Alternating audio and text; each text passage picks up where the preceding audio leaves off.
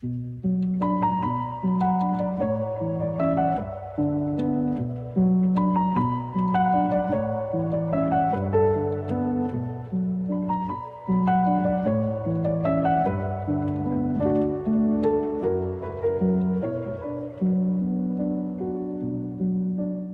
muž opustí svojho otca i svoju matku a prilne k svojej žene a budú jedným telom.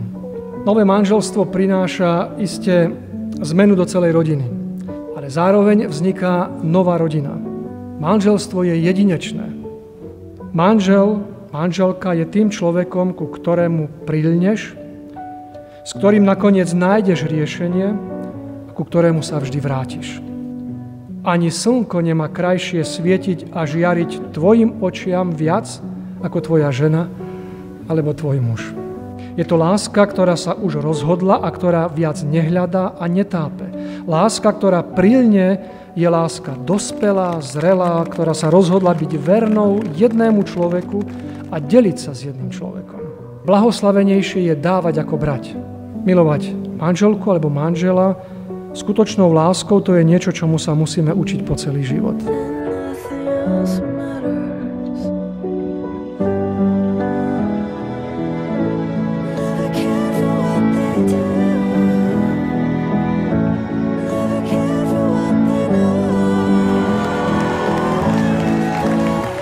Znamená to, že dvaja sa delia o všetko.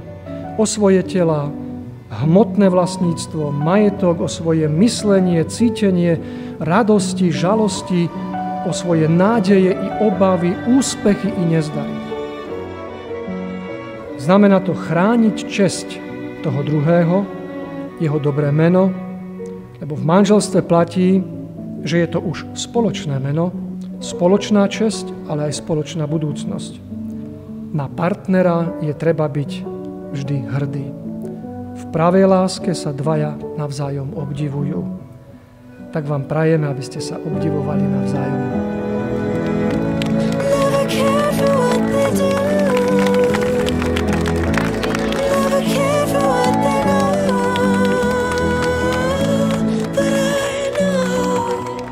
Ja, Patrik Šoltis, a pred prítomnými kresťanskými svedkami, že teba, Stanislava, rodená Čižmárová, neopustím ani v biede, ani v chorobe, ale budem ťa milovať, vernosti zachovávať, s tebou verne nažívať až do smrti.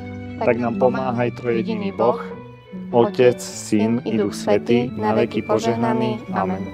Požehnaj vám, Hospodin zo Siona, čo Boh spojil, človek nerozlučuj. The world was on fire, no one could save me but you. Strange world desire make foolish people do. I never dreamed that I'd meet somebody like you. I never dreamed that I'd lose somebody like you. What a wicked thing to say. Never felt this way. What a wicked thing to do. Make me dream of you. What a wicked thing to say.